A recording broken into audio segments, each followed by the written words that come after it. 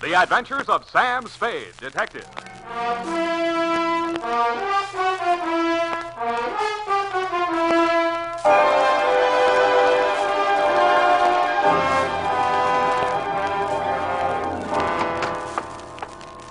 Effie?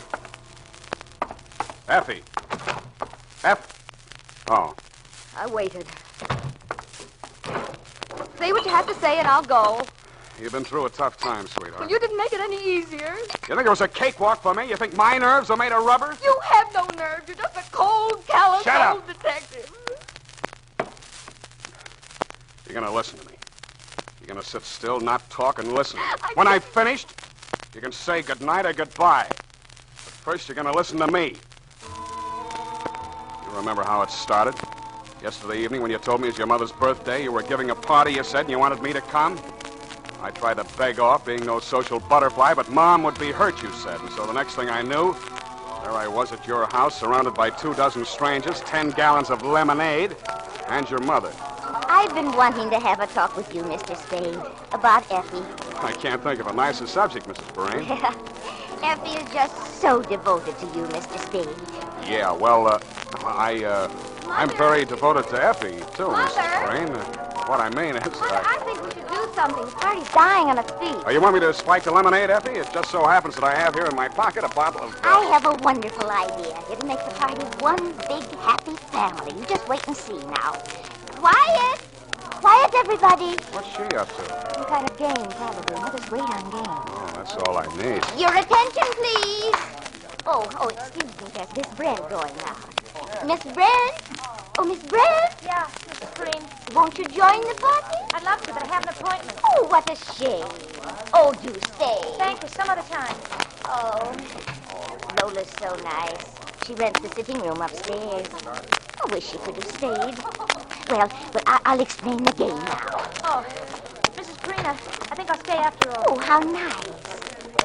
Oh, you've brought a gentleman friend. Yeah, this is Marty. Marty? Oh, but Marty, I'd like to have Lola you- sat down and crossed her legs at me. On her left knee, where I would have preferred to see a dimple, I saw a tattoo mark. Her gentleman friend Marty was a small, stocky guy, all teeth and New York tie. He shook hands all around, and it felt like the fall of a stale stiff. And this is Mr. Spade. He's a private detective that he works for. Lola's from Kansas City, Mr. Spade. Oh? He's waiting for her husband to return from service overseas. I'm glad he's coming home safely. Where's he stationed? Japan. Yeah, he's... Now, quiet, everybody, quiet. We're going to play charades. Oh, it's very simple. Now, you see, I'm the captain of Team A. Now, Dr. Burson, oh, he's so clever. He can be captain of Team B. Now, dears, quiet, everybody. Now, we'll both select the members of our teams, and then each of you will write something on a slip of paper. We'll write a quotation or a phrase, the title of a song, whatever you like. Doesn't matter. Just something interesting and clever. Then I sing. Yes, I think that's right. You act out what you've written, all in pantomime. No words can be used, although sounds are permissible. Dears, you must listen to me or we can't play the game. Now, you can't play unless you know how. And then your team must guess what is written on the paper, and you act it out. Now, any questions? How many words can we put? Oh, any amount of words. Oh, that's No, not over 10, though. Too long, yes. Now, everybody ready? Teams were chosen. I wound up on Mrs. Perrine's Team A. Slips of paper were handed out to the guests. I wrote down, quoth the raven, nevermore. So I'd have to make like a raven. While everybody was getting settled, Lola Brent came up to me. She pushed a slip of paper into my hand. This is your charade, Mr. Spade. Oh, but I got Isn't this one. fun? Please, don't lose the charade I gave you. And with that, she lost herself in the crowd. I pushed the paper she handed me into my pocket without looking at it. Her gentleman friend Marty, the little character with the New York tie, was out in the center of the floor acting his charade. He flapped his arms up and down, quacked twice, and rolled over on his back. Nobody got it, so he did it again. Now, wait a minute. What could that be? Quack, quack, quack, quack. Wait a minute. Now, pigeons, duck, dead duck. Dead duck. Oh, isn't that wonderful? Now, Team A scores a win there. Let's go on, please. Well, sir, Mr. Dead Duck, we guessed you. So will you please get up now and we'll go on to the... Oh! Sam! Sam, he's dead! And he certainly was. A deader duck I'd never seen. I bent to him, and his lips were turning blue. Somebody had spiked his last drink with a jigger of poison. 1 hour later, Dunne and the homicide boys, including the medic, had taken the stiff downtown. No one could identify him. Lola Brent had brought him to the party, but she'd taken a powder. You and Mom were kind of shaky, so I decided to spend the night on the sofa in the living room. I only used up about 3 hours of it when I heard the front door open. I figured it was Lola. I got to my feet, crossed to the hall, and found myself staring into the biggest 45 I ever saw. Where's the duck? Who? He wants to know who, Poby. Look, we don't want no trouble. You're protecting this Duke. Okay. All we want is the duck. Try Walt Disney. Oh. I should have known they had no sense of humor. The butt of the gun caught me behind the left ear. That's where it usually catches me. I don't know how much more sleep I packed away until I felt you shaking me. Sam! Sam! Huh? What, Effie? They took Mom. Those gunmen. They took Mom. What happened? They came into our bedroom. Yeah? They hit me. What? Right here. Yeah? And then they grabbed Mama. They wanted the duck. Huh? Sam, what were they saying? And they took Mom out with them. I'll call the police. Effie, no. But they've got Mom. Oh, for heaven's sake, Sam, they took my mother with them. No, we can't call the police, Effie. Not yet. They want something. They want the duck. I think Mom has it. Well, she's safe for a while, but if we call the police, Oh, she's... Sam, what shall we do? What shall we do? Keep our fingers crossed and play the rest of the caper by ear.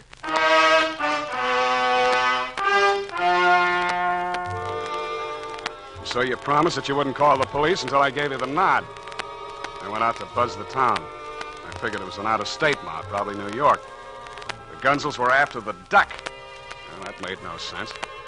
They thought I was the muscle for the juke joint. I hustled over to Jenny the Juke. If she didn't know the score, nobody would. Her place was dark. And finally, she opened up and led me into the rear. When I mentioned the duck, she shut down tighter than a clam in December.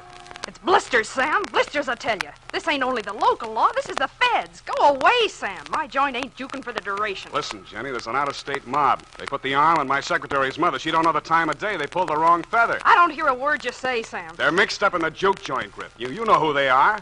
Where's the duck, Jenny? Sam, you're winging in the breeze. Now, Sam. give me a rundown, Jenny, or I'll tear your ears off. I want that old woman back safe. You can't muscle me, Sam. You know why? Because you'll tear my ears off, and that's where you'll stop. That's where they begin. Okay, Jenny, okay. One thing. Can you get word to them? Maybe. Well, you try. Maybe. Tell them I've got the duck. I'll deal for the old woman. I'll try. Go back to your office. If I can throw a little weight, you'll get a call. If I can't, you can come back for my ears.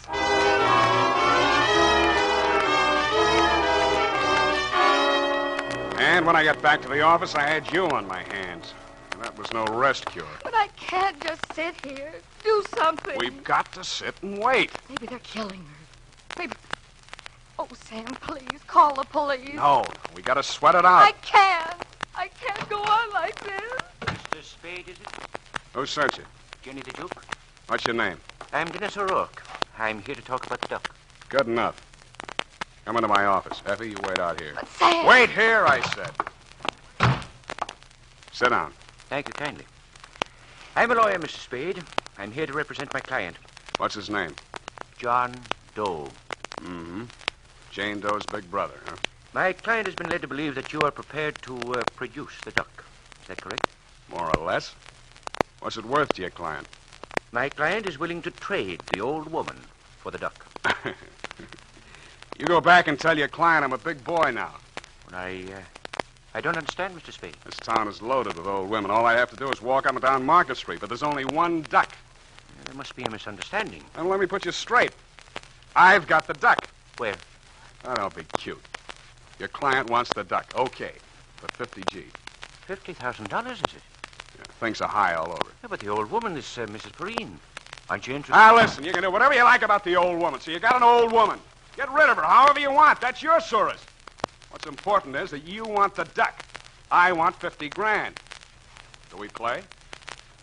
Well, no, Wait.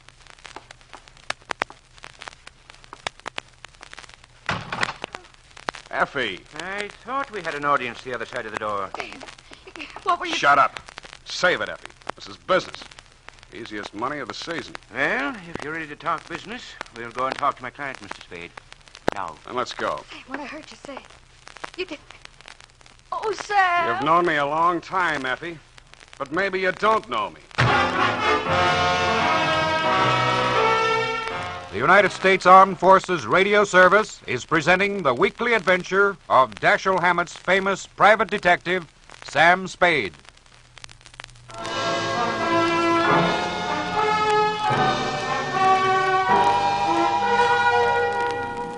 The car that drove us down the peninsula was brand new. I could tell by the way the upholstery smelled and the careful way the driver handled it. O'Rourke, the lawyer, sat up front, and I sat in the back, squeezed between two gunners. The gun muzzle stuck into my ribs told me all I needed to know about them. The rest of it I had to guess at. Time is hard to judge when you're blindfolded, but there's only one main road out of San Francisco by land. I know the towns and stops along it fairly well. About 20 miles out of the city, the car turned off the main highway onto a gravel road. 5 minutes later, the blindfold came off. The fog was so thick, I still couldn't see much. The gunners pushed me ahead of them into a shack that looked like a summer vacation cottage with a sign over the door that said, "Bide a wee."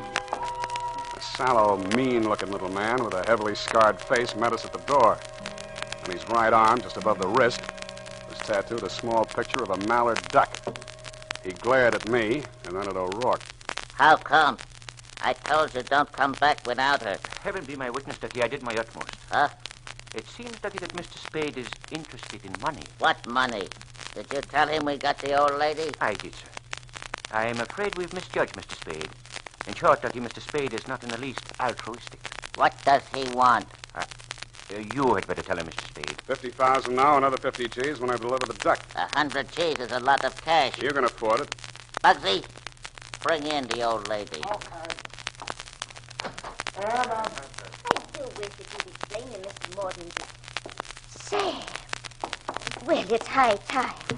Do you know these men? This was a cute trick, Ducky, but it's going to cost you. The lady spoke to you, Spade. I told you it's going to cost you letting her see me here. The longer she stands here staring at me, the more it's going to cost you. Sam, what is it? If I've done anything to make you angry... Get her out of here! Mr. Morton said you were going to call on me, Sam. I don't understand. There, now, Mother. Don't. Come along now. Don't you worry about it. I want to go home. Well, of course. I really want to go home.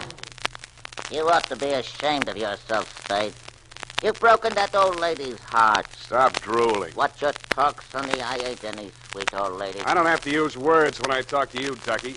You won't do anything to me because I got something you need. Okay, 100 G's. Paid the way you said. Price has gone up. Huh? Kidnapping's a federal rap. I'm not taking any part of it. She don't know she was snatched. We told her we are from the DA's office, keeping her on ice as a witness. She'll find out different. I don't plan on settling down here. Oh, that's fine, but I have to go on living in this town with that old hen alive and clucking. It won't be easy. You mean you want we should knock off that sweet old lady? You're a little slow, Ducky, but you'll get there. I've met some lousy, low-down heels in my day, but you're the lousiest, lowest... Oh, go on. Go on, I can take more of it at these prices. We ain't doing your dirty laundry, see? And it's no dice.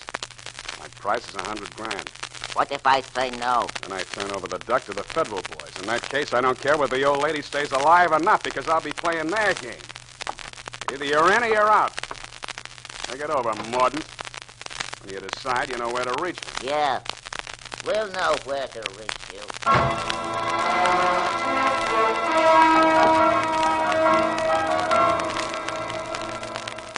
They drove me back to town blindfolded, and when they let me out of the car, all I could see, even without the blindfold, was the corner of Post and Kearney. When a streetcar came along, I tossed a coin whether to get on it or lie down on the tracks and let it run over me.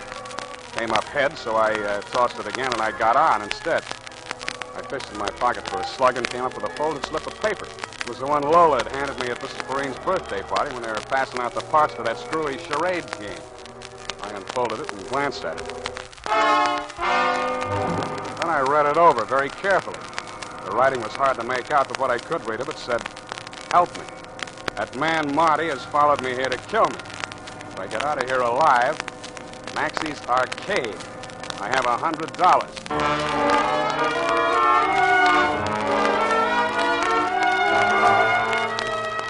I got off at Columbus and walked up to the International Settlement where Maxie's Arcade does business. It's what they used to call a penny arcade before inflation set in.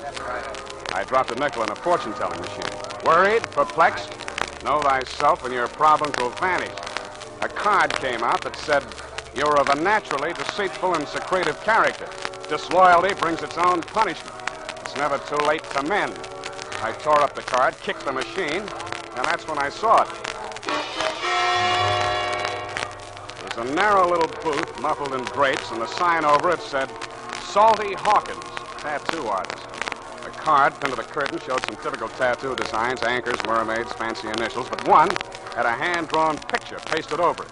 It was a mallard duck, the same as the tattoo mark I'd noticed on Ducky Morden's wrist.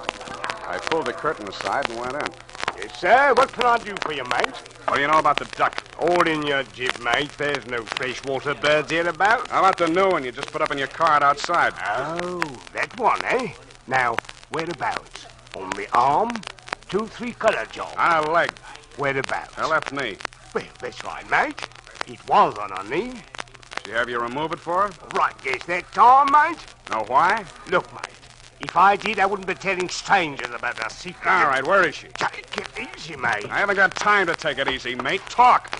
Sure, a mild-tempered gent you Come are. on, come on. I was going to tell you now. She says to me, if a man comes All in... right, shut up. Where is she? Right in the back room, mate.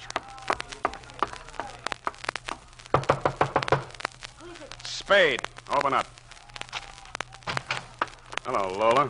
Finally worked out your charade. Come on in, quick. Were you followed here? I wouldn't have come if I had been. How much do you know? They want you $100,000 worth.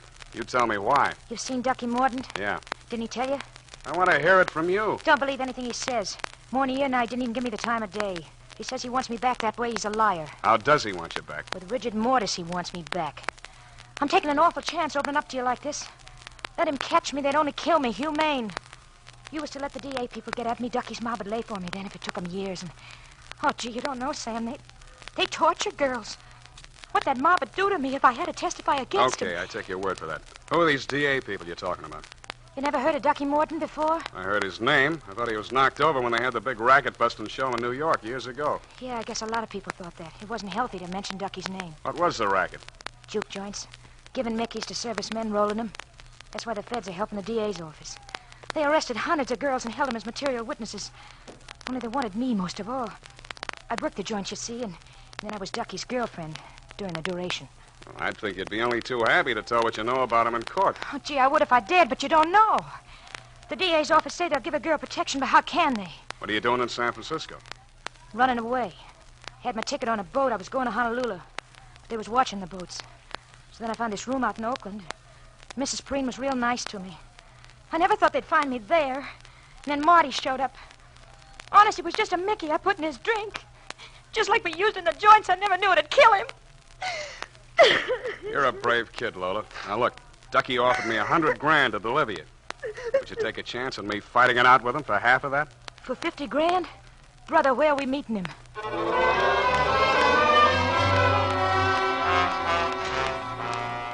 O'Rourke's car was parked outside my apartment building where I had a hunch it would be. The two gunners picked us up at the door, unloaded my hardware, and marched us up the stairs. Ducky opened the door of my apartment and waved us inside. Honey, you Now gotta keep go the wrong, plant see? outside, you two. Ducky, listen to me. Sit down. You too, Lola. Ducky, I swear I never said a word. I'd never talk, Ducky, even if they chopped my head off. We'll take up your suggestion later. I got a conference on with Mr. Spade here. You bring the money? Don't crowd me. There's that other matter. The old lady. How about the old I lady? keep my word, Spade. You delivered the duck, okay. The way Jenny gave it out to O'Rourke was the old lady for the duck. But you ain't got no ethics. You see, you figured me wrong. I don't kill old ladies. You're going to kill the duck. I ain't no old lady. No, you ain't. And you ain't gonna get any older. And neither are you, Spade. He wasn't kidding. He really meant to knock me over, and the gun he was going to do it with got ready to speak its piece. I'd made my play too strong. The way this type of gunsel thinks is simple, and I'd guessed it right. If you pressure them, they go the other way by instinct. But what I hadn't figured was that this killer had a heart of lettuce. He was going to cut me down to protect your mother from me. How do you like that? I couldn't change my play now. The wheel was already spinning, and so was my head. I tried to brace myself and waited for the blast. Every little movement has... Oh, dear, I dropped the tray. Mrs. Perrine, what are you doing here? I was just making some coffee for the boys. Oh, dear, I've broken your cups. That's okay, Mother. We'll take care of it. Bugsy, pick it up. Oh, thank you, Mr. Bugsy. Well, I'm so glad you got my message, Sam. Didn't Effie come with you? Yeah. I mean, no. I I wanted to surprise you both together.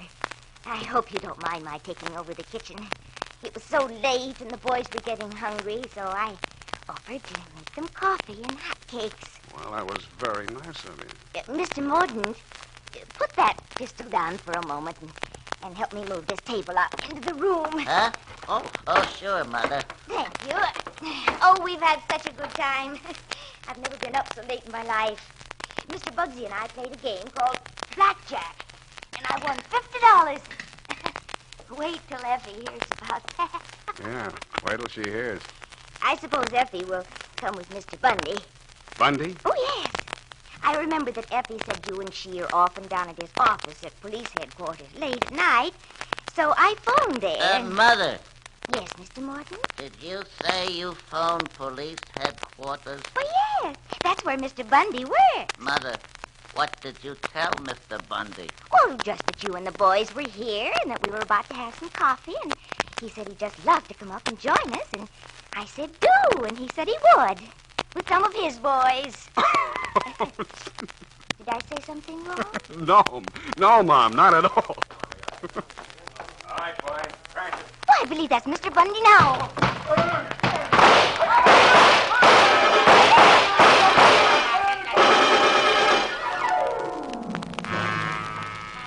When the smoke cleared away, Ducky Mordaunt and his hoods were playing dead duck for keeps on my living room rug.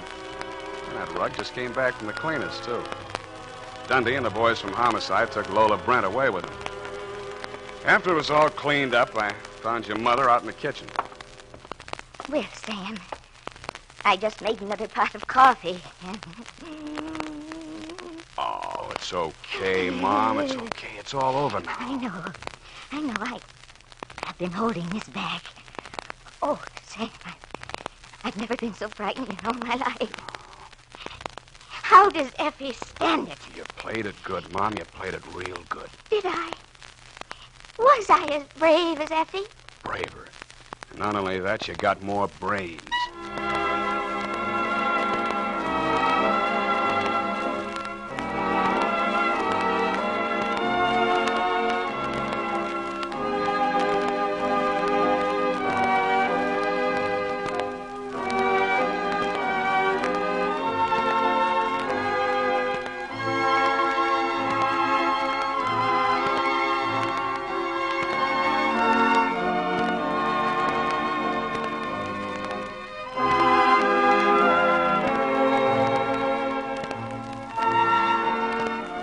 This is the United States Armed Forces Radio Service, the voice of information and education.